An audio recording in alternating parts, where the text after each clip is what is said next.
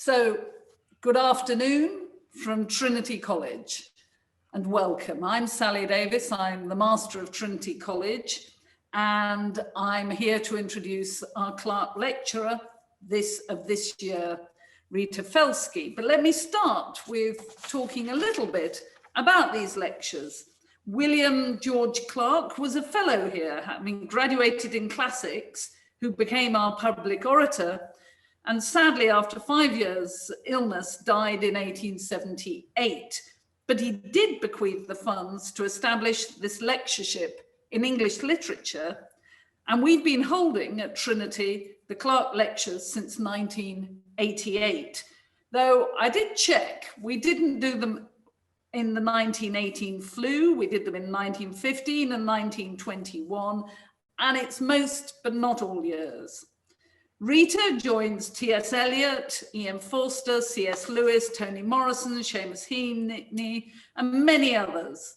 And when I went looking, I found that a number of them had even published their Clark lectures. So Amazon, here you come, Rita. So Rita is one of our most eminent literary critics of this generation, and she did begin her career here in Cambridge, reading modern and medieval languages, and she's remained deeply engaged throughout her career with French and German thinkers and writers. In her second lecture, she will be talking about the French writer Didier Eribon's recent memoir, Returning to Reims.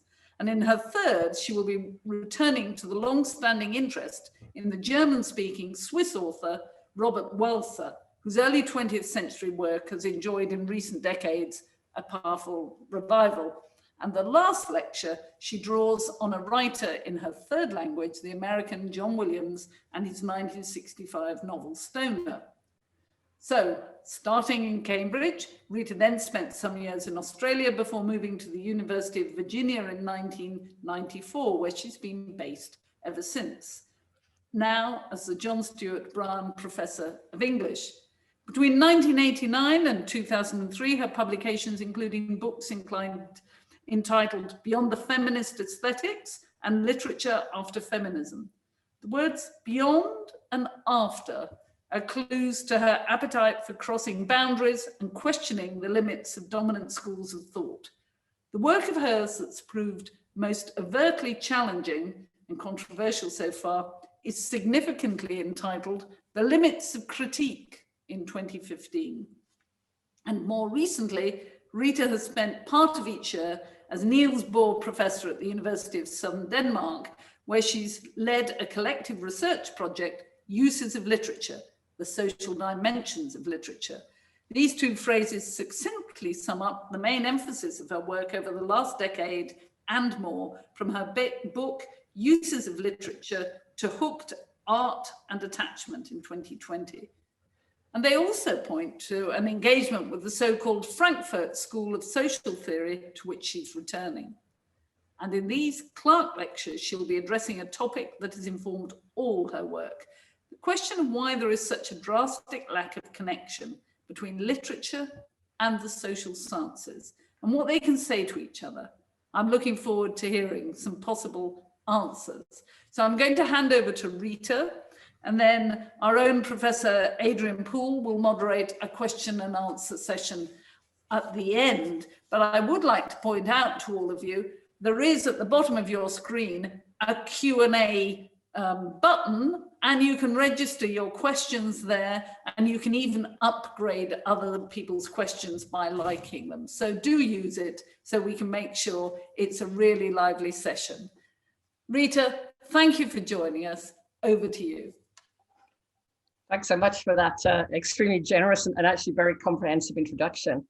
And I do want to just very warmly thank everyone who's made it possible for me to do this, especially the English faculty at Trinity. And I really want to thank John Maribon, who persisted in trying to reach me to extend this invitation. He sent me a whole bunch of emails and all of them had ended up in spam, and I had no idea he was trying to contact me. So I'm so grateful he persisted and that we finally made it. It's a great shame I couldn't be in Cambridge in person, but hopefully I hope to get there perhaps later in the year. So let's start. So these lectures are an experiment in rethinking the relations between literature and concepts. My concepts are filched from the contemporary Frankfurt School, a body of thought that's terra incognita in literary studies. And yet, once revised and remixed, they could spark new ways of thinking about the stakes of literature, its distinctiveness and its connecting does, and why it's doing matters. So contemporary German thought turns out, perhaps surprisingly, to be a fertile source and resource for literary studies. Now, what I call experiential concepts differ from, say, reason and truth, or logocentrism and non-identity, words that could be pushed around a philosophical chessboard in a never-ending game of disputation. They stake a claim that's anchored in fine-grained attention to the textures of ethical, affective, and aesthetic life. As such, they ask to be tested on the pulse. Does this word capture something I recognize? Does it attune me to something I've not quite seen before? There's been a swivel towards phenomenology in the recent thought of the Frankfurt School, an accelerating interest in how third-person perspectives link up to first-person perspectives, critical detachment to the stickiness of attachment. So the concepts that interest me that I'll be talking about are also relational, right? So they describe processes rather than substances, events rather than essences. They invite us to think about how literary works connect to the world and to their readers. And I want to emphasize that rather than appealing to a predetermined or given context, I want to consider the differing contexts that are created or opened up by each of the works I discuss. What does this particular text bring to our attention? What does it cause us to notice? What are its guiding concerns? How does it reorient us? Only by asking such questions, I argue, can we connect theory and literature without condemning the latter to a secondary and subordinate status. And at this point, I think I'll, because I'm going to now start giving an overview about what I'll be doing in these lectures. At this point, I will now share my screen so that you can see my PowerPoint. So on literature and theory, obviously, is my title. So today my talk is going to be a bit broad and general and perhaps a little bit abstract. I'm going to really explain why on earth I'm turning to the contemporary Frankfurt School, why this work has so little traction in literary studies, and the roadblocks, intellectual, disciplinary, stylistic, that stand in the way.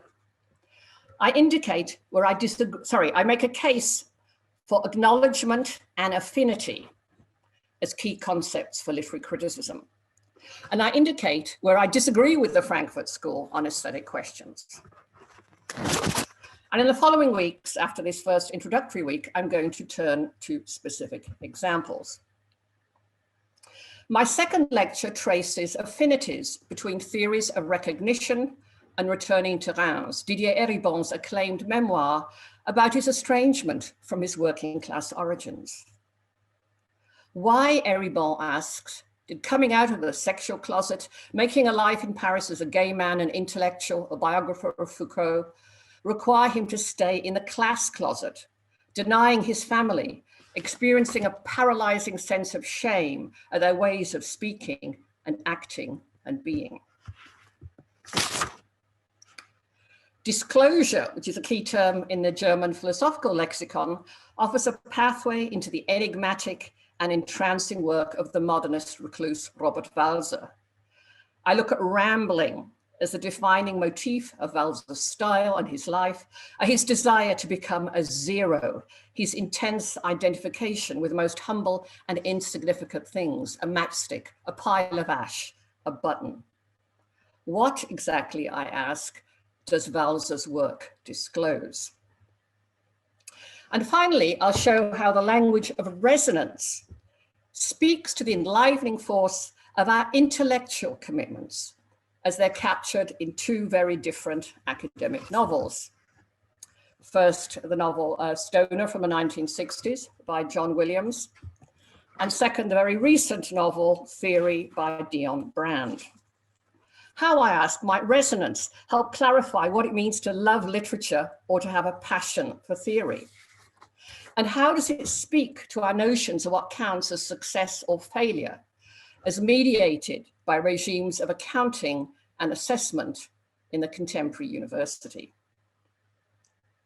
Now, some of these concerns are more central to contemporary German thought than others, yet they all capture patterns of aesthetic experience that hook up to larger philosophical or political concerns. Such patterns can help inspire a more affirmative hermeneutic.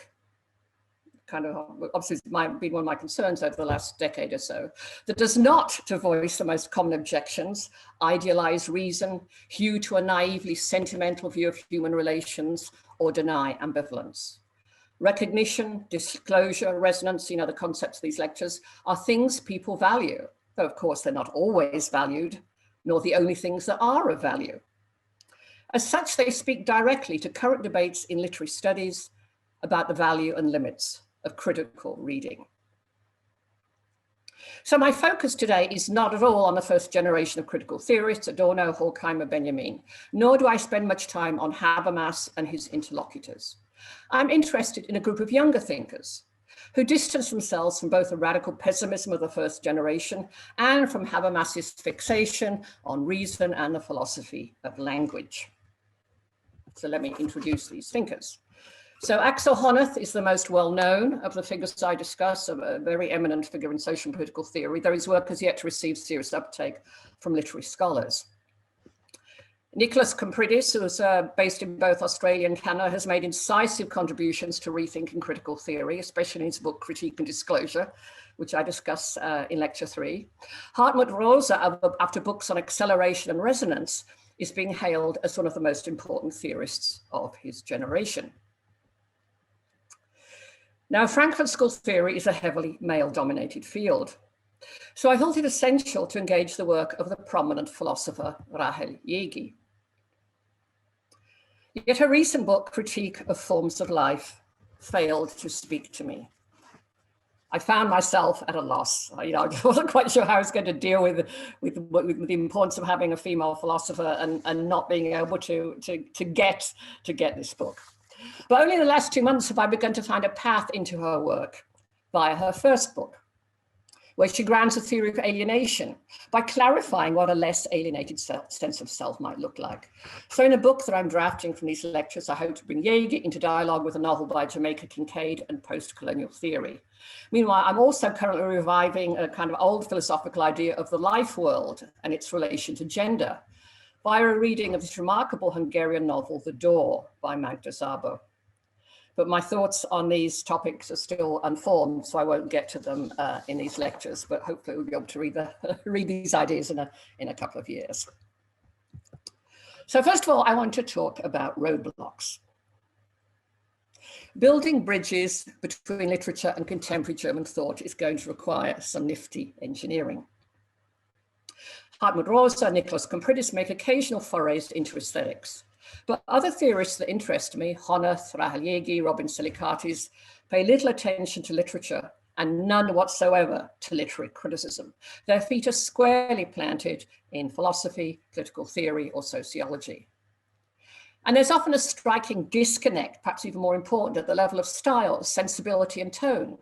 Because the leading figures of the first generation Frankfurt School were highly attuned to aesthetic questions in the form of their writing as well as its subject matter. Think of Benjamin's fascination with Baudelaire and his use of montage and quotation, Adorno's writing on Kafka and Schoenberg, use of aphorisms and fractured dialectical prose. As critical theory became increasingly sociologized, we might say, such aesthetic sensibilities vanished or were vanquished. So I think from the standpoint of literary critics, much of the language of contemporary German thought will seem naively therapeutic. There's a lot of reference to healthy self-esteem, questionably medicalized, again, frequent references to social pathologies, or inadmissibly confident about its own judgments, distorted rationality, as if we all knew what an undistorted rationality was, or indeed that we were aspiring for such a thing. And there's a kind of frequent fixation on nailing down normative foundations, which is likely to strike literary scholars, I think, often as being perplexing, if not problematic, a matter of scratching where it does not itch, to snag a phrase from Richard Rorty. So, I'm interested in the roadblocks thrown up by these differences, which are not just a matter of conflicting ideas, but also, I think, of different sensibilities and styles of thought. And the point is interesting, I think, because theory often presents itself as being some kind of transdisciplinary field. And yet, as Haiyan Lee remarks, the pressure for publication of peer review mechanisms assure that authors pitch their work to those who share their concerns. An academic culture that prizes critique and contrarianism is nevertheless conducive to the formation of microclimates. This seems exactly right to me. This is actually a great essay about Chinese studies, which is obviously quite far removed from what I'm talking about today. But she's making, I think, a large and very eloquent point about how the norms and methods of specific disciplines shape how theory travels, and indeed what counts as theory. So my current aim in these lectures is to try to connect intellectual microclimates that currently don't say much to each other. And this task brings certain challenges. How to avoid the straitjacket of a certain style of theorizing. There's a Frankfurt School penchant for a tone of leaden gravity, a Kuzu-like proliferation of abstract nouns. And the hurdles are linguistic as well as disciplinary. Words that stand quite ordinary in German can come across sometimes as unbearably high-handed when translated. Here I've sought, in terms of my own writing, I've sought inspiration elsewhere. Well, I don't always see eye to eye with Rorty. I marvel at his ability to voice these critiques of foundationalism in very conversational and engaging prose. But the big question, right, you may well be asking is why bother? What can scholars of literature learn from such thinkers that is not available in their own field? And why turn, especially at this moment in time, to a body of thought that's European-centered as well as male-dominated? Because it offers some ideas that can be transported and transformed, that can spark insights well beyond their original use. For example, they were not created to address literary concerns. That does not mean they cannot be flicked towards such ends. Indeed, their outsider status may turn out to be advantageous when posing questions about literature's imaginative reach or imaginative force or its public reach. Literary studies currently lacks a developed theoretical language to clarify how readers are animated, enlivened, marked by words. Why someone flips pages fervently into the night or spends hours typing reviews into Goodreads. I'll be making occasional references to Goodreads, which I found actually very insightful. And while there's been a recent surge of interest in less hypercritical methods, the philosophical implications of this shift have yet to be spelt out. And what I want to suggest is rather than being, for example, against theory, as unfriendly commentators suggest, they resonate with new directions in theory that don't receive much attention from literary scholars. So one of my aims then is to connect literary studies to larger conversations, right, about the value and limits of critique. In France, we can point to the work of Luc Boltanski and Jacques Rancière, in post-colonial studies to David Scott, Talal Assad, Sabina Mahmoud. And German scholars are also concerned increasingly with relation as well as negation, the affirmative as well as the critical. Many adherents of critical theory, remarks Rosa, believe that critique should be purely negative. A vital critical theory needs to do more than this. So what is the nature of this more than this, right? And that's where my thinkers have different questions. For Axel Honneth, it means attesting to recognition, informing persons and relations between persons. For Compridis, underscoring the creative and imaginative force of disclosure as a counter-value to critique. Rosa, meanwhile, develops an account of resonance to capture the transformative potential of self-world relations. Those moments, he says, when our wire to the world begins to vibrate intensely. Now, as Rosa acknowledges, traces of similar concerns can also be found in the first generation Frankfurt School. We might think of Adorno's reflections on mimesis, Bloch's work on hope, Benjamin's messianic vision. Nevertheless, I think recent decades have seen a shift, a marked shift that's both intellectual and attitudinal, a backing away from the Mandarin hauteur of those holed up in the Grand Hotel Abyss. You know, that was the kind of famous comment made about the first generation Frankfurt School. They're holed up in the Grand Hotel Abyss. So, the thinkers I'm discussing certainly remain committed to the tradition of critique, but they also offer a clear-eyed view of its pitfalls. For example, the problems of contrasting the advanced insights of critical theorists to the gullibility or ignorance of everyone else. The authoritarian aspects of such a division between the critical and the clueless, what's sometimes called an epistemological asymmetry, is spelled out with a philosophical position that's not very common, I think, in literary studies.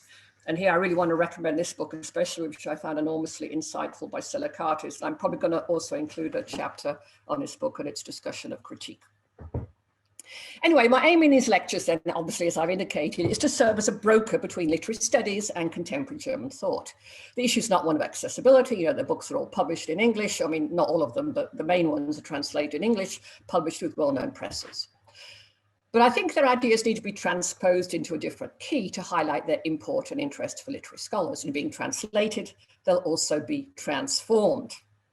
Hence my word remix, a word that refers to styles of music sampling and recombining, from dub to disco, from house music to mainstream pop. I don't see these lectures exactly as an exercise in remix theory, but rather as a remix of theory. I don't cut and paste random scraps of Frankfurt School thought into a postmodern pastiche. I guess there's a certain amount of sampling, because my way of proceeding is to focus on those ideas that I find generative, while pushing aside those with which I disagree. But this sampling is not just, juxtaposing of fragments to purely aesthetic effect. It's really a sustained effort to think through the affinities between literary works and a cluster of related concepts. So my concern is not just to, gloss or explain forms of thought that may not be familiar. I want to try and, at least to some degree, to recompose the relations between literature and theory, to link them in different ways. Sorry, where am I going backwards? Sorry. So triangulating between works of literature, critical theories, and accounts of attachment to literature and theory, I bind useful shards and evocative fragments, and here I come to my right picture, into a new constellation, which is, of course, a key concept of the first generation Frankfurt School. The stars that glitter against the pitch dark sky combine to form meaningful shapes and resonant patterns. But they don't fall into a hierarchy of elements or lend themselves to a single unifying idea. In what follows, then I try to create constellations. I juxtapose texts and concepts in the hope of sparking some fresh insights rather than building a single theoretical system. So what do I mean by parallel paths? Well, the Frankfurt School, of course, is widely and frequently invoked in literary studies. But when it crops up, it does so really as an intellectual formation preserved in amber, Weimar Germany and its aftermath. So the figures usually cited are Adorno, Benjamin, sometimes Bloch or Lukács. Almost 100 years after the Frankfurt School was founded, their ideas are still acclaimed for their timeliness. But what of the figures who followed? Why have they attracted so little interest? And here the contrast between the views of literary critics and social theorists could not be starker. Axel Honneth, for example, talks about the first generation, and he speaks of an atmosphere of the outdated and antiquated, of the irretrievably lost surrounding this first generation. Meanwhile, literary critics acclaim the continued relevance and prescience of Adorno and Benjamin, while paying virtually no attention to Honneth and his contemporaries. So one question is, to give a bit of kind of intellectual history, what lies behind this lopsided reception of German theory by literary critics as being so emphatically oriented towards its past? Since the early 1980s, Walter Erhard remarks, the Frankfurt School and literary studies have traveled along separate paths. Things started to go downhill, let's face it, with Habermas, who, unlike his predecessors, paid little attention to literature and art, while berating Derrida, Foucault, Bataille, and Nietzsche, along with Adorno and Horkheimer, in the philosophical discourse of modernity. Literary scholars returned the favor, scoffing what they took to be Habermas's naive or reactionary form of rationalism. His name soon became a byword, to quote American literary critic Amanda Anderson, for, quote, plodding style and embarrassing optimism of the intellect and dangerous complicity with enlightenment.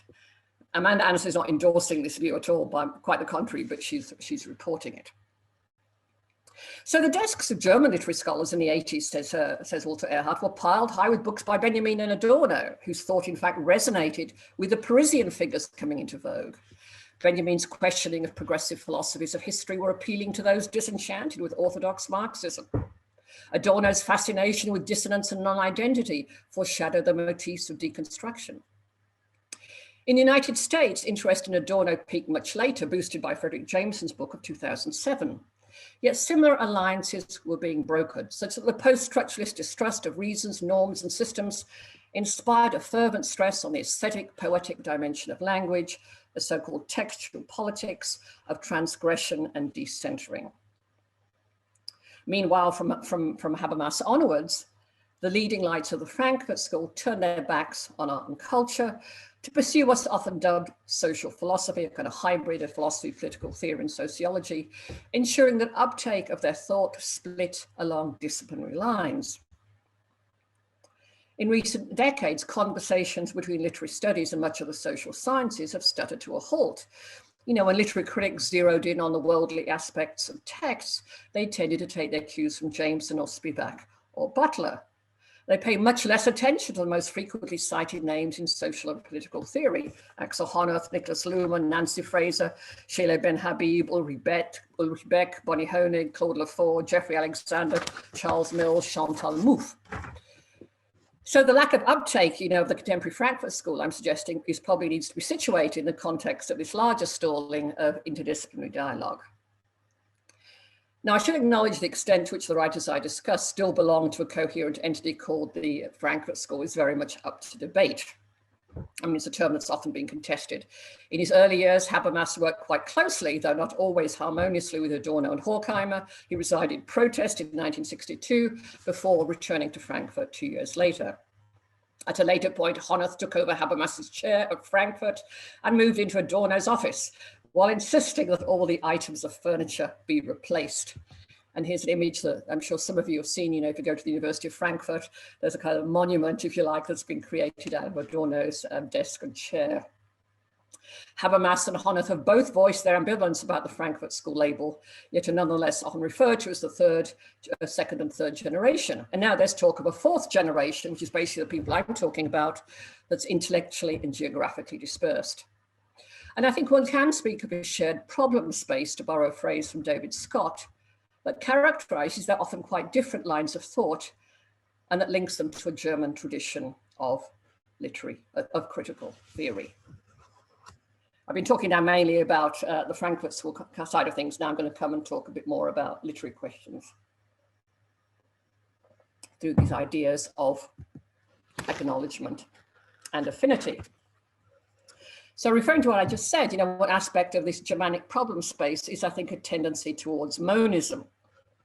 The belief that a single idea, say recognition for Honneth, resonance for Rosa, is the key to clarifying how everything hangs together. On this point, I'm very much at odds with the thinkers I discuss.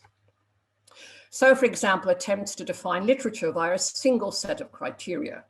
Some of the most favored candidates include either its promotion of empathy or its formal disruption of conventions of language, are exercises in cherry picking that can only make their case by ignoring many instances of the larger set of literary works. Why, Torrell Moy asks, do we persist in looking for one general definition of literature? So Moy goes on to propose that we think about literary criticism differently, not by defining any kind of essence of literature, but rather by approaching reading as a practice of acknowledgement. Acknowledgement, she says, is not a state of mind, it's not an intellectual theme, it's a form of response that modulates how we understand others.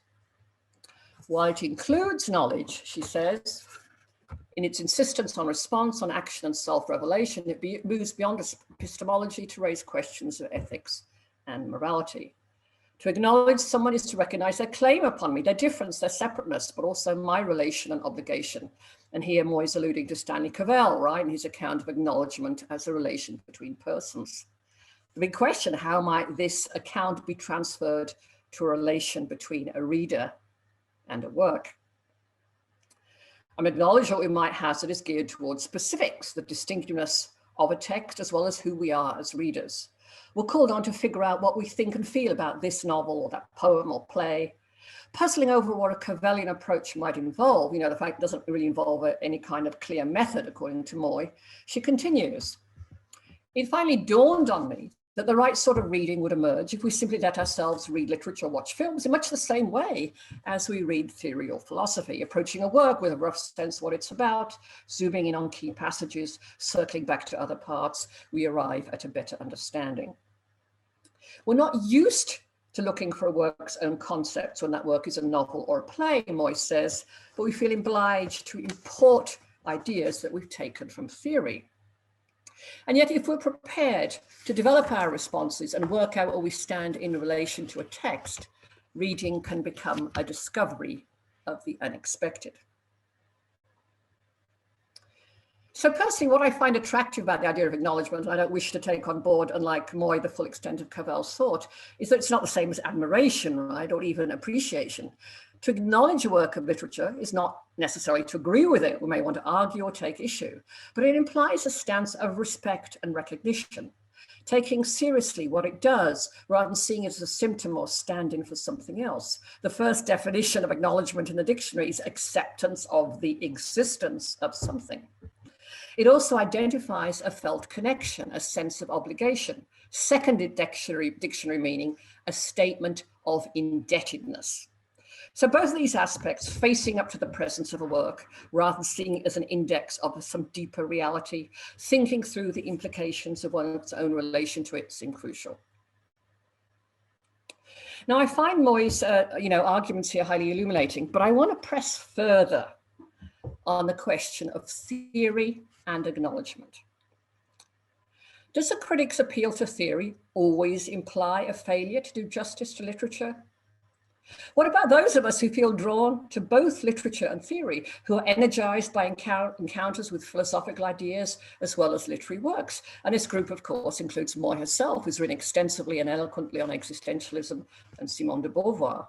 Is it possible at all to bring our loves together into a single book or a single essay, or are they doomed to pull us in different directions? Certainly commitments to literature and theory are sometimes portrayed as antithetical, where the literary critic assumes the theorist of heavy-handedness and impoverished aesthetic sensibility, and meanwhile the theorist laments the critic's retrograde attitudes and political naivete. And this polarized milieu, I've sometimes seen myself described as anti-theory because I've expressed reservations about certain uses of theory, and I don't want to emphasize that distinction. So there are, in short, different ways of linking literature with concepts. One common approach is crystallized in the critical edition volume that's often assigned in the classroom. Canonical texts, The Turn of the Screw, The Awakening, a package with an assortment of essays, feminist, deconstructive, psychoanalytical, post-colonial Marxist, a smorgasbord of theory that invites students to select the approach most closely aligned with their interests. The literary work is quite literally surrounded by concepts that spell out how it is to be read. That the work may not appear to these concepts is an objection easily brushed aside. Contemporary styles of reading without breaking a sweat can convert any absence into a telling repression or a symptomatic exclusion. But beyond these, these two possibilities I've canvassed already, either imposing pre-existing concepts on literature or conversely restricting oneself to the concepts in literature, another option presents itself. Linking a work to ideas with which it has close affinities. We allow the work to set the terms for our engagement, orienting ourselves to its concerns, while pulling in similar concepts that can illuminate or augment them. So theory is not being wielded as a trowel, kind of dig below hardened ground, bringing to light what a work fails to see or cannot fully know. It serves rather, to keep with these metaphors, as a handy extension cord that links literature to fresh sources of energy and power, increasing its reach by plugging it into fresh networks. We have connectivity without convergence, linkage without fusion or a denial of differences. Literature and theory, in short, exist on the same plane, such that theory's claims to go higher or deeper are downsized, while literature's claims to knowledge are scaled up. We don't know ahead of time what purposes literary works will serve, Rorty remarks, I think he's right on this one, because they are likely to redefine our purposes. So the salience of a concept, in other words, will depend on literature's own play of attention, what it details, describes, or ruminates on. I want to recommend a book I'm actually just currently in the middle of reading. I'm finding just fascinating. Read a story, commands George Saunders in his wonderful new masterclass on reading A Swim in a Pond in the Rain. And then turn your mind to the experience you just had. How was that experience motivated by what the text did? How it slowed you down or sped you up, inclined you to one character or another, zeroed in on one thing, paid scant attention to something else, drew you in or rebuffed you. So attending to these specifics of reader experience allows for a more differentiated use of concepts. We avoid the problem of saying virtually the same thing about each text, whether it's a searing expose of capitalist reification or a testimony to the undecidability of language. But why, you might ask, why gesture to the general at all? Why not remain, as some critics might argue, at the level of the specific, the singular, the unique instance? Well, because a work's own concepts are never entirely its own, right? And being formed through larger patterns of use that shimmer through its pages. Think of the ambiguity of the word example. It refers to something specific, yet example is also an example of something, with a historical event, philosophical point, or a feature of literary genre. And Simon Goldhill has written beautifully on exactly this question. In other words, a literary work cannot be severed from the connective tissue that gives it life. The example is hard to disentangle from the language of the exemplary. Another way of putting it, literary works come to us pre-contextualized. Obviously, that we choose to read them and write about them is affected by their cultural and institutional frames. And yet they can also recontextualize these frames, alert us to what we were not expecting, point us to things, that were previously unseen.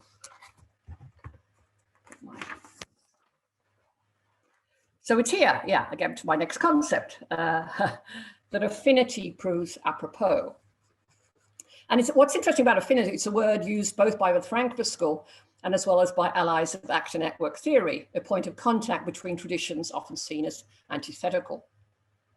So Isabel Stenger's there, who works with Bruno Latour and actor network theory on the left. She describes how the language of affinity, and she's a physicist actually, among other things, is carried over from medieval alchemy into 18th century chemistry as a way of describing how substances attract or repel each other.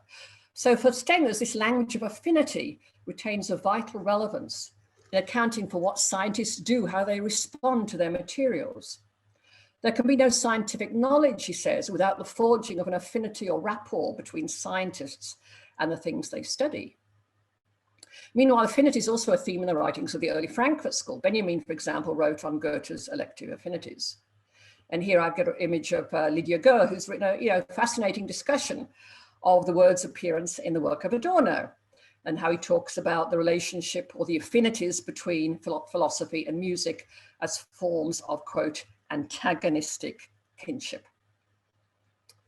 So my own use of affinity is closer to Stengers than Adorno, because I want to avoid a dialectical framework that presses every difference into the shape of a negation or an opposition. And this is, I think, where a vital distinction between affinity and attraction, which are related terms, comes into view, because we often talk about opposites attracting, whether it's magnetic poles or people of very different temperaments. The idea of affinity, though, allows for a liking that's based on some form of likeness. So when someone speaks of their affinity for the French language or the city of Tokyo, they're not just noting an attraction, they're acknowledging a rapport that's based on shared qualities, a sensibility or mentality, a style or an attitude. So affinity then draws attention to what's held in common, echoes and traces, overlapping qualities. It presumes neither that things are utterly the same, nor that they are connected in some kind of dialectical conflict. So in these lectures, I'm going to be counterposing examples of literature and theory and trying to draw out their affinities, not unlike an art historian who projects parallel slides onto a screen to highlight similarities between paintings. Taking one's bearings from literature, attending to what it attends to, can make theory less overbearing. We attune ourselves to a work's concerns rather than overriding them, bringing them into conversation with closely related ideas. come back 2/3 of the way through now if you're getting, I'm not quite sure what the time is. Perhaps better speed up a little bit. I think we're more or less on time. So this question, what do artworks do? Well, the point of this part of the talk is just, I want to indicate what I'm drawing and what I'm not. So obviously what I'm trying to argue is that the recent philosophical and sociological thought of the Frankfurt School, while it doesn't actually talk about art and literature, or most of it doesn't, once it's revised and remixed, can actually help us clarify literature's relationship to the world and why it matters. I am, however, I want to emphasize, less enamored of its specific engagements with literature. Contemporary thinkers often close their eyes to literary mediation. They treat, works of literature as if they were just reflections or illustrations of some reality taking place elsewhere. So, Axel Honneth has a big, massive book, Freedom's Right, and it's got, 400 or 500 pages or whatever. And so he gestures in a very cursory fashion to works by Kleist and Henry James that makes maybe like 2 pages out of several hundred, mining them for a few nuggets of social and moral content that confirm what he's trying to argue. Adorno would have been appalled, if not apoplectic. The autonomy of art lies at the very heart of his thought. The works of modest writers such as Kafka are hailed precisely because they expose the lie of reflection, right? The idea that literature is simply reflecting the world. And yet for Adorno, the import of such works lies in their refusal of their social world, their intransigence, he insists, is in fact tied to their impotence. Within the logic of the dialectic, the agency of art is conceived in terms of negation. So on the one hand, the contrast between Honneth and Adorno could hardly be starker, right? One stresses autonomy, the other one, Honneth, ignores it. And yet I'd argue that the Frankfurt School as a whole has never really come to grips with the question of literature's agency, what novels and poems and plays do, and how this doing in turn depends on their audiences. Literature and art are variously treated as echoes of sociological or moral insights, Axel Honneth, as peripheral, irrational, and lacking in problem-solving powers, that's Jürgen Habermas, as embodying a utopian ideal of freedom as opposed to social unfreedom, Adorno, or possessing a sovereign power to subvert reason, Christoph Menke. Now, these perspectives are obviously radically different, but I'd argue what they share in common is a ruthless vaporizing of the dynamic and unpredictable lives of artworks. The group of tourists that's huddled, awestruck, or nonchalant around Manet's Olympia at the Musée d'Orsay, the teenager who's bewildered yet intrigued by a first encounter with a metamorphosis, the scholar adding a feminist reading of Middlemarch to her CV. So this thread of indifference to the specifics of reception runs, I think, through most of Frankfurt School thought. So Adorno's lack of interest in how artworks are received, for example, is not an oversight, it's a built-in aspect of his argument. So in aesthetic theory, he writes, the subjective experience of art is meaningless. To grasp the importance of art, one has to zero in on the artistic object rather than the fun of the art lover. So for Adorno, the political import of art lies in its resistance, right, by its dissonant, hermetic, and hard to consume form to the logic of monopoly capitalism. So this negation, holds the key to the truth content of art. But this truth content can only be brought to light by the words of the philosopher critic. Meanwhile, this rather snide phrase, fun of the art lover, condemns ordinary experience to being intellectually empty and politically quietist. And as many of you in the audience, I'm sure know, Hans Robert Jauss's dispute with Adorno centered on this very issue. So objecting to what he sees as the condescension of Adorno's aesthetic theory, Jauss argues that the history of reception is fundamental to understanding what literature does. And this doing is multidimensional. While it can distance and estrange, it can also inspire identifications, whose politics are much more complicated than Adorno assumes. We might think, and this is my example from my own dissertation rather than Jauss, of how feminist fiction shook up attitudes towards gender in the 70s and 80s. Writing was not a secondary event, a reflection in Honneth's terms, an addendum to a real politics taking place elsewhere. It created new narratives of Bildung and escape, confession and self-creation that shaped what it meant to think of oneself as a feminist. In short, a one-sided fixation on negativity, a kind of aesthetic purism that pits itself against the Philistine tastes and naive enjoyments of the masses, overlooks the diverse forms and functions of aesthetic experience. So I can't say too much about this now, but I'll just, if anyone was kind of doesn't have a sense of what I'm saying is a bit cryptic, I'll just say I talk much more about what I call the distributed agency of artworks and their audiences in this most recent book, Hooked. Novels can only be brought to life by their readers, paintings by their viewers. Artworks are not self-contained objects, but co-created events. And in being actualized, they do things, they have effects in the world, even though I think we also need to acknowledge these effects are diffuse, unpredictable, and hard to measure. Individual texts rarely have a dramatic impact on political life. Yet the cumulative effect of many literary works can translate over time into slow shifts in cultural sensibilities and attitudes, blurring the line between the micro and the macro. The agency is distinctive, not derivative. I prefer the language of distinctiveness to the language of autonomy, which has these kind of associations of purity and sovereignty and separateness that I'm kind of uncomfortable with. Artworks and literary works link up with many other things, but are not just symptoms of pre-existing structures. So literature neither reflects the world nor negates the world, I'd argue. It reconfigures it, as the philosopher Paul Ricoeur would say.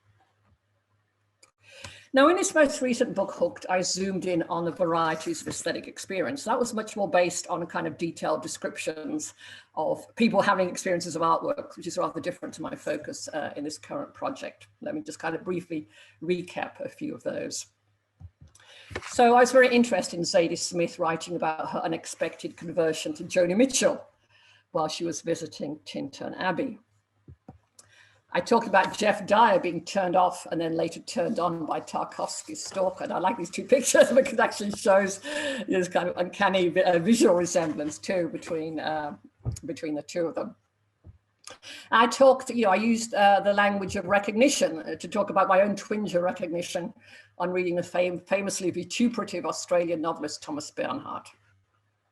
So here I was inspired by the pragmatic bent of an approach called actor network theory, which encourages us to, as it says, follow the actors. That is to say, pay close attention to objects and events while avoiding the temptation of theoretical shortcuts. Only when art and aesthetic experience are given their due can we trace their ties to other things without constricting them, nailing down a prior cause in order to decipher every work in the same glaring and indiscriminate light. So having zoomed in on the details of those experiences in my last book, I now want to connect them to larger philosophical and social questions. And it's here I want to argue that the ideas of remix can do valuable work as concepts that can link aesthetic experience to larger concerns that allow us to think philosophically and politically, but without dismissing the fun of the art lover. Just a couple more shortish sections and then I'll be done. The affirmative and the normative, big set of issues here that I could only talk about very, very briefly. But it seems pretty clear that if we're trying to think about, what other things can we do with text apart from critique, that's not just a matter of, spurning suspicion in order to talk about hope or love or generosity. In other words, it's not just a question of affect or stance. The intellectual grounds, right, of these more affirmative approaches need to be clarified. And so what, for example, are the relations between the affirmative, the negative, and the normative? I mean, in fact, philosophers often point out that even the most savage act of denunciation implies an alternative. To condemn something is by default to throw open, right, a space of possibility, to imply that things could be otherwise, that positive and negative are interconnected rather than simply opposed. And yet pointing out that critique always implies an alternative, or that negativity is often intertwined with love, which people often do, does not take us especially far. The specifics of these alternatives need to be fleshed out in their own terms, described, clarified, qualified. Now, of course, the word utopia has long been invoked as the affirmative concept at the heart of critical theory, as the kind of dialectical counterpart to critique. And it's interesting in this slide, I think, that the word rarely surfaces in the work of the thinkers I'm discussing. From my own perspective, meanwhile, the very capaciousness of the term renders it less than helpful. So, for example, utopian has been used to denote very different models of ideal societies. Fantasies, as we see, of extraordinary scientific or technological inventions. Real examples, say, of modern architecture that are tied to large-scale forms of social engineering. Here's an Akomfink building in the heart of Moscow, kind of avant-garde project of the 1920s that had this kind of seen as some kind of utopian dimension, or indeed works of literature, right, that portray idealized future worlds, News from Nowhere, Herland. So here already you've got a whole bunch of things that utopian is applied to. Meanwhile, utopian is also used to describe an inner worldly longing or yearning, a sense of the ineffable, a feeling of transcendence, a desire, however vague or inchoate, that things be otherwise. So Ruth Levitas, and here she's following in the steps of Bloch, suggests that music is the most utopian of art forms in gesturing towards the absolute. She invokes the magic notes of Mozart, the communal spirit of jazz performance. Meanwhile, in another chapter of her book, Utopia's Method, she explores, it's actually a very interesting discussion, the utopian associations of colors, specifically the color blue, its associations with sky and sea, with religion, the blue robes of the Virgin Mary, and art, the quest for the blue flower in German Romanticism. So it being applied to such a radically disparate phenomenon, from bureaucratic state planning to the melancholic mood inspired by fugue, from the sociological to the theological, redemptive or dreamlike, the language of the utopian seems to me hopelessly overburdened.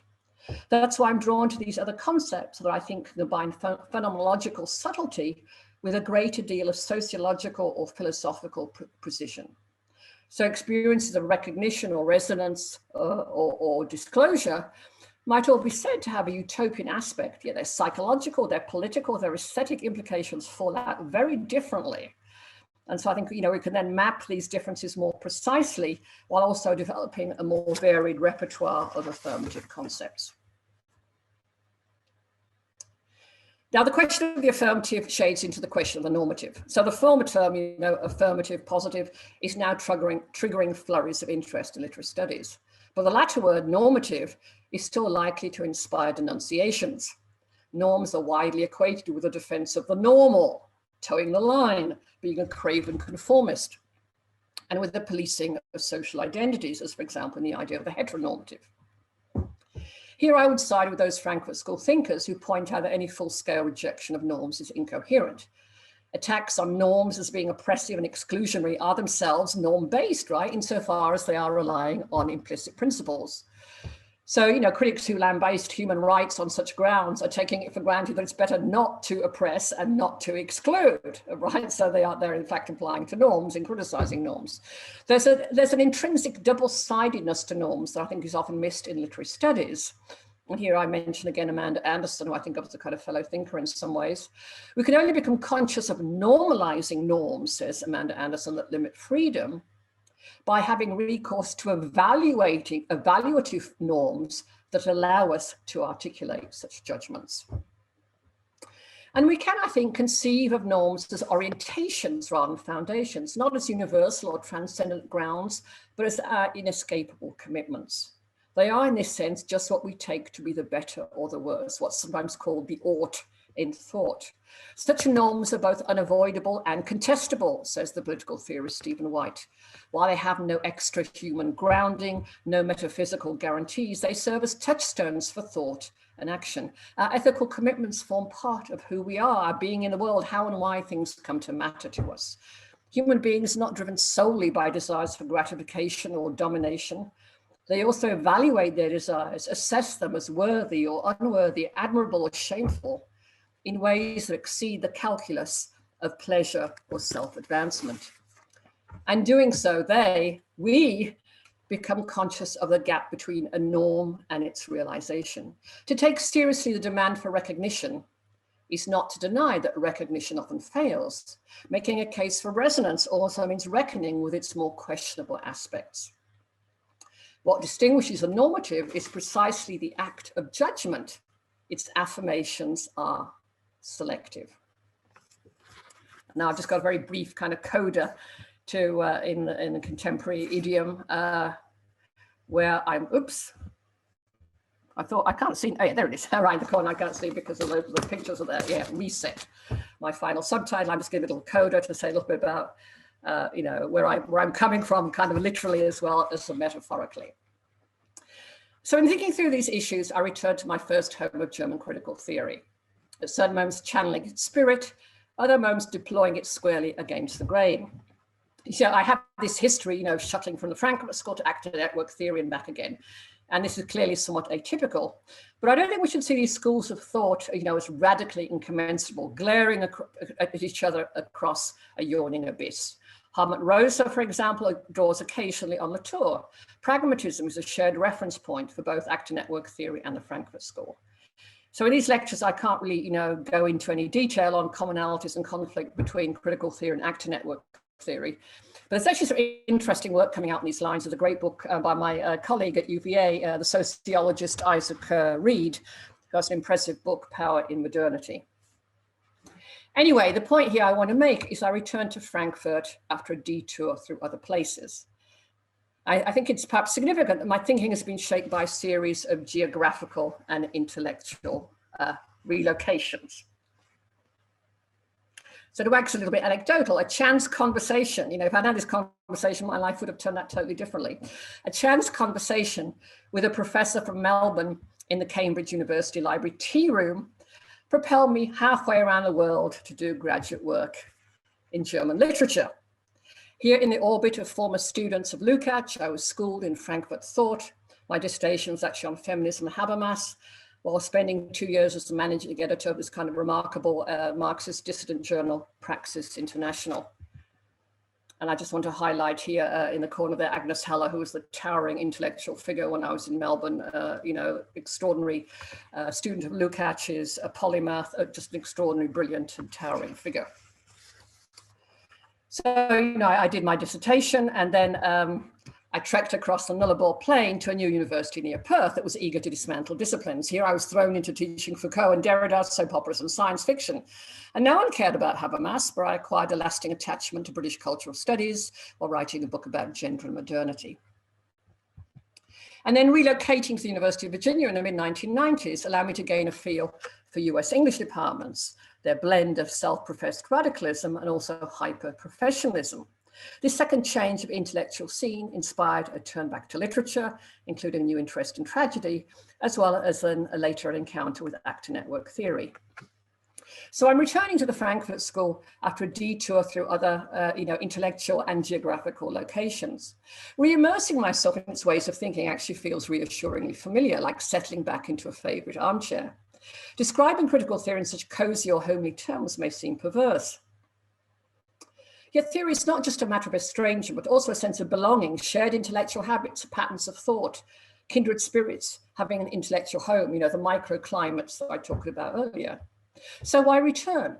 To acknowledge intellectual debts, to connect my recent focus on attachment to new directions in German thought, and to push back against forms of avoidance in literary studies, intellectual traditions that are not given their due because of a partial view of what counts as theory.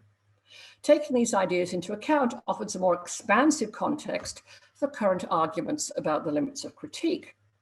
Such arguments are not just the provenance of unrepentant aesthetes and retrograde lovers of literature, as hostile critics like to claim. They actually make up a major strand also within social and political thought. And let me say finally then, when I was writing The Limits of Critique, I was not slaying a dragon. I was reckoning with an intimate life partner of 40 years. And so the sheen is long gone. Quirks you once found endearing now drive you up the wall. You've heard their stories a few too many times. That a relationship fall into a rut does not, however, diminish its formative importance. Exploring other options isn't necessarily a betrayal. I've never thought of myself as rejecting the tradition of critical theory, but of stepping away from it in order to reset the terms of our relationship. And so I hope these lectures then will serve as a reset and indeed as a remix. Thank you. I'll finish there and look forward to your questions. So, Rita, thank you so much for that.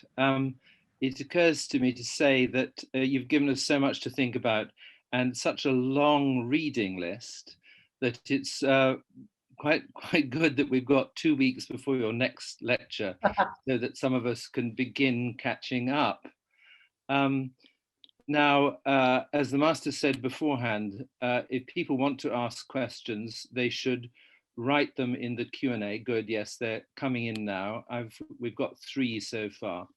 But we may not be able to get through all of them, it goes without saying, but if you do want to ask Rita a question, please write it in the Q&A and I will moderate and mediate.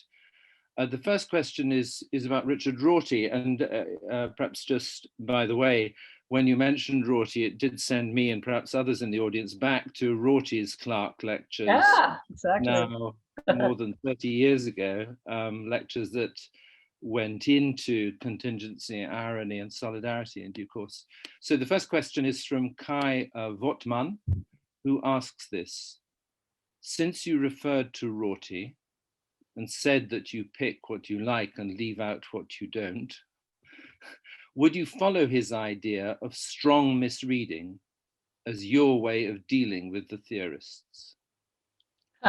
That's got a neat question. Yeah, I would say in general, my relationship to Rorty has been very interesting because, of course, I overlapped with him a lot at Virginia. And, when he was around, perhaps with a certain impatience of youth, I often found much to disagree with. His private public distinctions seemed problematic from a feminist point of view. And his readings of literature I didn't find terribly persuasive.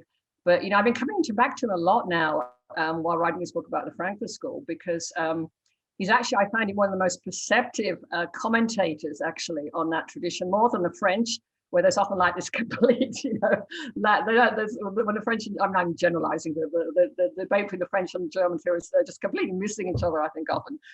And Rorty really gets, and obviously, he's not dealing with people I'm thinking dealing with who are much younger, but when he's dealing with Habermas, he totally understands what Habermas is trying to get at. And he points, I think, very eloquently why Habermas is, is scratching where it does not itch in ways that I find very eloquent. So I'm increasingly turning to Rorty. And, as I indicate, I've been very affected by the way he writes. I don't write like Rorty, but just the way he's able to write so eloquently and so, accessibly. So actually, I don't especially remember what Rorty says about strong misreading. I also have some associations about, misreading from Harold Bloom and so on. So perhaps I might want to say a little bit more.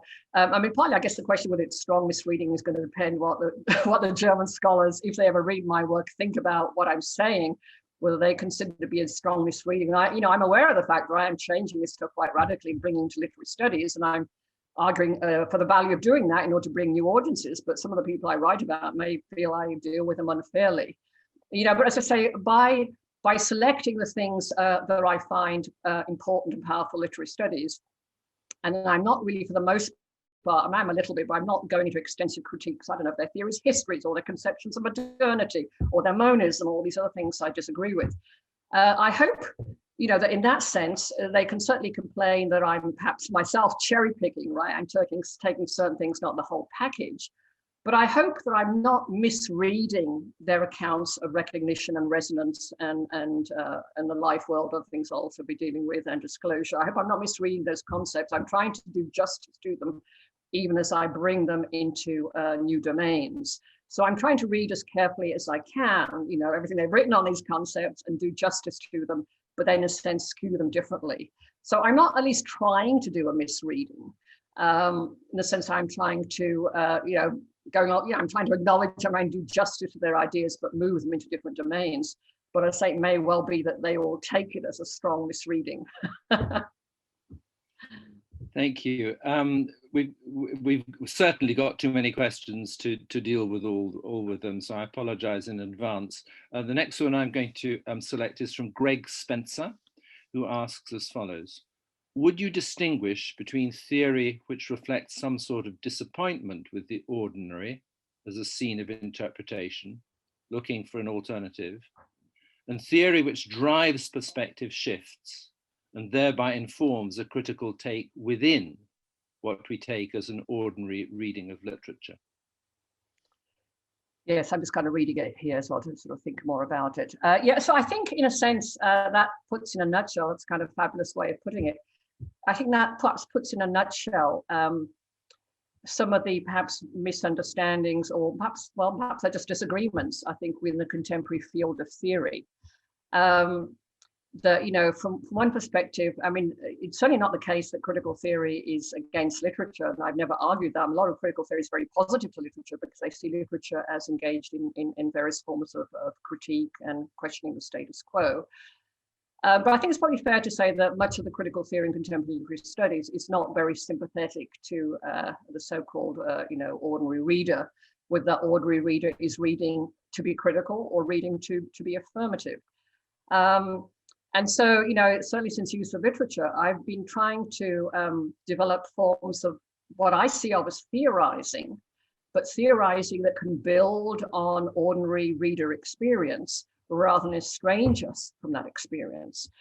And I've been most puzzled then when people have said to me, you're anti-theory or you're not doing theory, because I guess that does seem to me then precisely to suggest that theory is a certain kind of theorizing, yeah, that is based on a form of critical estrangement from everyday life and from the ordinary. And certainly much of contemporary literary studies does use that kind of theorizing. But there are many other forms of theorizing, you know, and I mean, partly in my training, I was beyond the Frankfurt School, I was very heavily influenced by Gadamer, right? And, you know, that whole Germanic tradition and phenomenology. And so I don't think you could say that Gadamer and phenomenology is not theorizing, but it's a form of theorizing that tries to take seriously everyday experience and in fact, you know, use theorizing to unpack the complexity of that experience. And I'd argue actually that some of, you know, British cultural studies also did that. So I think that's perhaps a very helpful distinction. The distinction, the reason for some crossed wires is that for some people, theory is a way of estrangement or distancing from the ordinary. And then for others, it's more a sense of getting closer to the ordinary. Of course, you know, the question of what the ordinary is as we all know, is also a question that can drive endless further discussions. But I'm responding to what I think is the spirit of your question, and that seems exactly right to me. So let's move on to one from Jennifer Wallace, which is about 2/3 of the way down, Rita, if you're looking here. Jennifer Wallace, who says, first of all, to start off with, quite a few of your terms, recognition, acknowledgement, affinity, resonate with traditional ideas of the work of tragedy. I'm wondering whether you would like to speak on how the ideas in this latest project relate to your earlier work on tragedy, and whether you're wanting to make a claim about tragedy's relationship with the wider world and literature's reorientating potential. So yeah, that's another great question. So, you know, interestingly, in this particular book I hope to write, I'm focusing, and my genres, in fact, are pretty much, I think, all novels, memoir, and a short story. So I don't work, you know, with at least tragedy in the sense of plays at all, though obviously these ideas could easily be applied to plays. Interestingly, I'm actually returning back to tragedy a bit. I'm reading Simon Critchley's new book on tragedy, which I'm finding very engaging. Because this book I mentioned briefly, Magda Szabo's The Door, I'm actually dealing with that in the context of the idea of the life world and everyday life. I think comparing, you know, its treatment in, I don't know, French theories, La Vie Quotidienne, and, you know, cultural studies, ideas of everyday life, and, you know, German theories of the life world. And I'm linking that to this wonderful novel, which is about a Hungarian writer's relationship to her housekeeper. Very interesting on issues of class and a whole range of other things, actually. But the reason I'm going back to tragedy is because this book is grounded in the everyday, but it's also very much about tragedy. And so at various points it shifts from, you know, being in a Budapest living room to some sort of invocation of, you know, Antigone or wherever it might be, or the Bacchae. So I am thinking a little bit about these questions.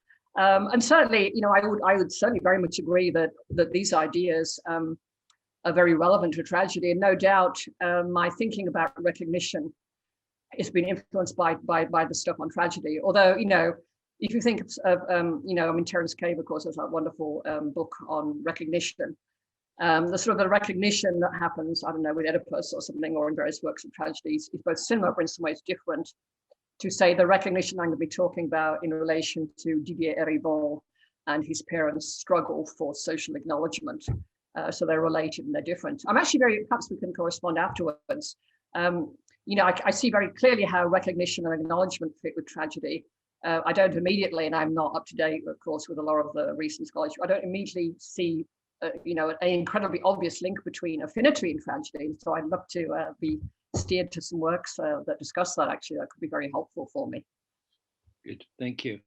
So this is further down, Rita. This is from Alex Leggett, who asks if you could offer some thoughts on recent ethical defenses of fiction from popular novelists, writers of fiction, such as George Saunders, Zadie Smith, Marilynne Robinson. Why do you think these authors are so keen to defend literature's capacity to help us ethically? Well, why questions are always kind of a little bit tough, so I guess the why might involve, a whole range of explanations going from their own, personal investments in their literary careers to their kind of sense that the world is falling to rack and ruin. I mean, the empathy question, for example, is interesting because on the one hand, there's been a lot of criticism of empathy within literary studies, and I think some of that criticism has value. And yet you think about the public sphere and Twitter and Trump and so on. It's not that we have an excess of empathy at the moment. So, it seems plausible to argue that we need more empathy, it seems to me, even though empathy obviously can't take the place of, other forms of, institutional and political change. But yes, so this question of, how literature can make us better people. I'm not sure I have all the answers as to why they're keen to do it. I can give my views on it briefly. I have some sympathy, but not total sympathy with that kind of defense. So, as I was saying in my talk, I think literature does many things. Some of those things may be ethical, some may be political, some of them may be neither. When I come to Robert Walser, I'm going to push back against attempts, for example, to put Walser into a kind of political box or even an ethical box. So my problem is that when it becomes a general claim, and then it does lead to cherry picking. I mean, you also have this with people like Martha Nussbaum and so on, so there are lots of claims that literature can make us more ethical, either in terms of its content, that we then, see characters, for example, in novels who are making subtle discriminatory decisions, and we learn to be more attuned to, characters' complexities and their nuances, and novels can teach us about our own, foolishness and blind spots. I mean, or something like George Eliot obviously does that very well, and our own self-centeredness and all those kinds of issues. So I think those arguments are persuasive as far as they go. I mean, I think they work quite well. I do think, and actually, this is very true of this Hungarian novel I mentioned, which is a novel that skewers the intellectual. It's a novel about self-important intellectuals and how this novelist, is viewed from the standpoint of a housekeeper who thinks her work is a joke and is constantly mocking her interest in literature and art. And the people who've reviewed this book, very well-known female writers, have said, well, this book really changed my sense of myself and shook up my own self-importance. So I think, literature can do valuable ethical work in terms of changing, our view of ourselves, our complacency, our arrogance, and so on. But I don't think it always does. I mean, I think there are many other forms, many forms of literature that are not concerned with those issues at all. And there are certain forms of literature that don't seem to me to be doing anything particularly ethical. So I would make the case that it can be a partial definition, but I don't think it can be a necessary one. I mean, I think sometimes, literature is doing something that's purely aesthetic, or it's setting out to kind of shock or disgust, or perhaps it's just turning out to entertain, and that can't always be fitted into a kind of neat ethical box, I don't think. So it works sometimes, but not always. Okay, so this is one that perhaps follows on from Michael Risk further up, Rita. Going back further up? Further up, yeah. Michael Risk starts by saying, there are kinds of aesthetic response that resist the acknowledgement of a work of literature: perplexity, alienation, discomfort. Literature sometimes makes us think there are few affinities to be found, or that there's nothing in it which connects to our own world. Can we always gain something even from those less fun experiences? How can we think through these barriers to acknowledgement too? Oh yeah, absolutely. I mean, I was, the fun phrase with the doorknows until it kind of picked up. And, on the one hand, I don't think there's anything wrong with fun. I'd firmly defend our need for fun, especially in this horrible moment when we need to take our comfort where you can find it. But clearly, much of literature is not about having fun at all, and it's not necessarily about pleasure in any kind of straightforward sense. as Michael is suggesting, in fact, especially much of 20th century literature, although not only, it's precisely geared towards, as you say, discomfort, difficulty, alienation, both in terms of its, its content, simply put, disagreeable misanthropic narrators who are highly unpleasant that we never want to meet in person, but also formal techniques that make it difficult to work out what a text is about, that block our attempts to identify, that mystify us, which we don't know where the work's going. But I guess I would not see that as not allowing for affinity. In fact, given that a lot of difficult modernist works have entered the literary canon, it seems that literary critics have found many points of affinity with them, right? I mean, perhaps in relation to a certain philosophy or worldview. For example, if you think, that the experience of alienation, going back to Adorno, I guess, if you think of the experience of alienation characterizes much of our world, then you're going to find an affinity between that sense of anomie and dissatisfaction and unhappiness and works of literature that capture that unhappiness. So yeah, I think perhaps I should spell out a bit more than I do talk about this a little bit in Hook, but perhaps not as much as I should have, that, when I'm talking about these experiences, they're not necessarily kind of positive in a sort of happy sense. I mean, this is important too, and I'll talk about Hartmut Rosa too. Resonance doesn't mean you're enjoying yourself. It doesn't mean you're smiling. It doesn't mean you're not smiling either, but affinities can take very, very many different forms at an affective level. And, for example, as Rosa would say, one can feel, for example, a profound resonance when one's at a historical site that memorializes terrible suffering, right? There's a sense of meaningfulness of one's wire to the world resonating, but one's not happy. So, in more generally, like in Hooked, part of the point is to say that attachments can be negative or ambivalent. They're not necessarily about, positive affects or emotions, I think.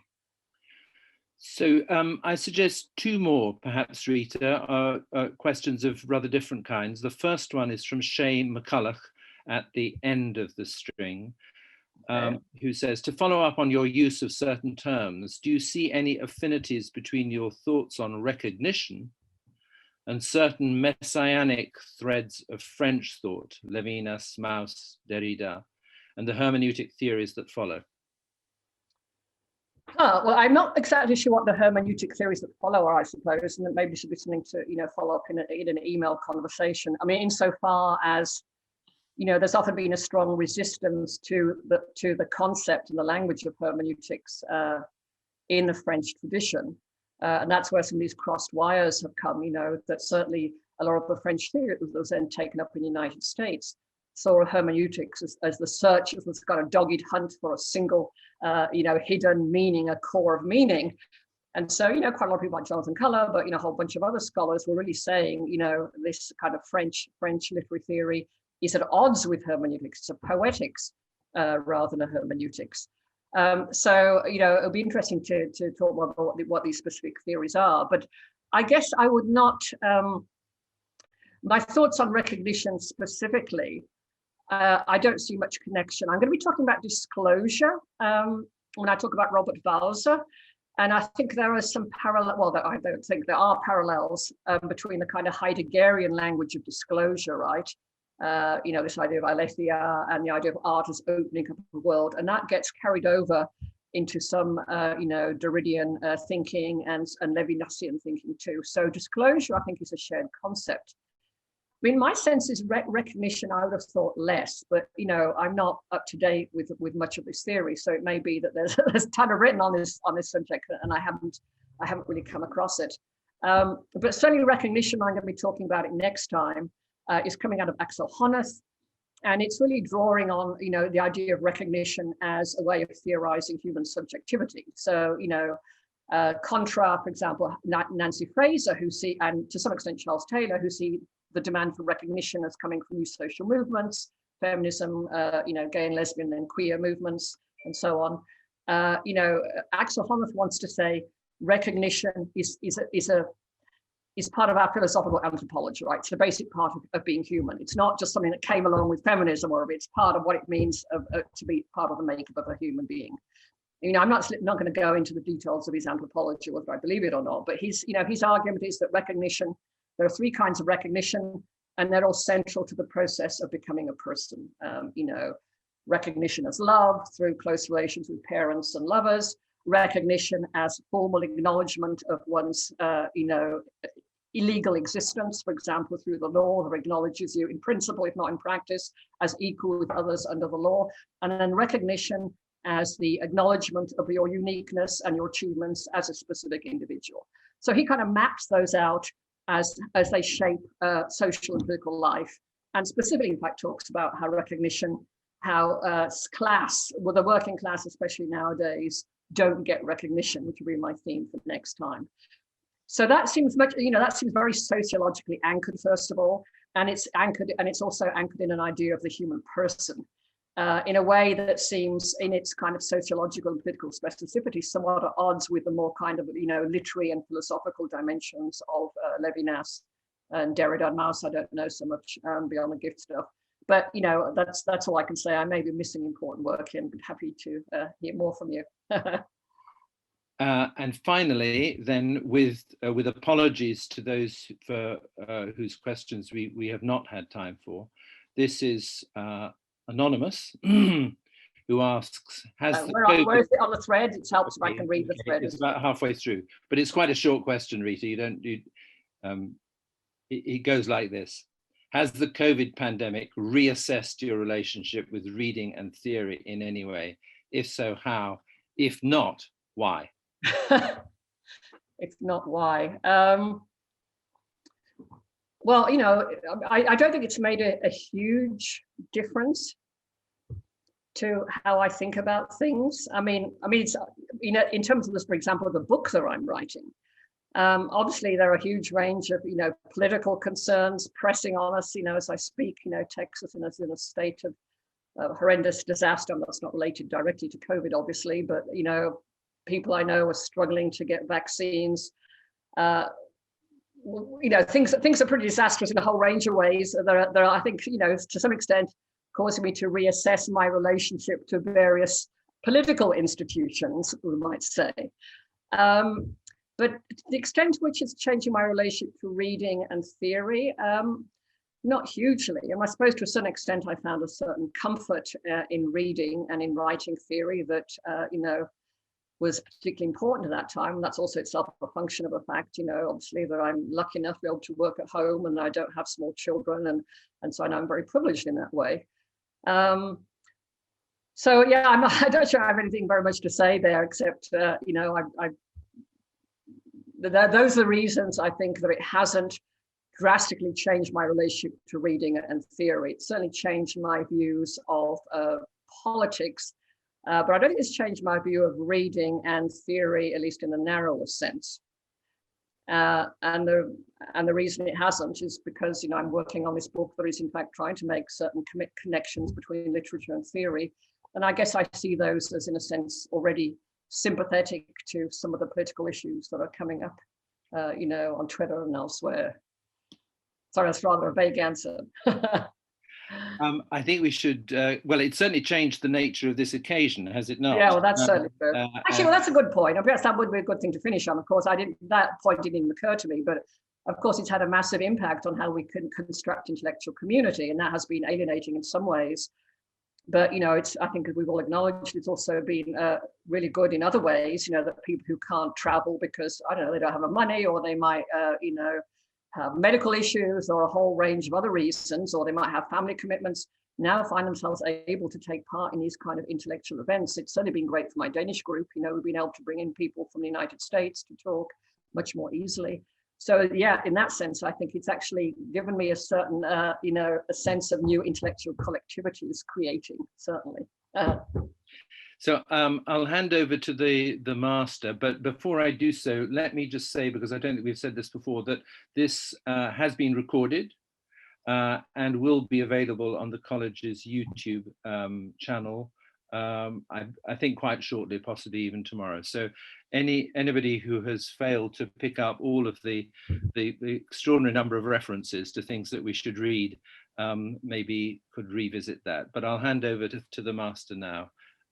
For final closure.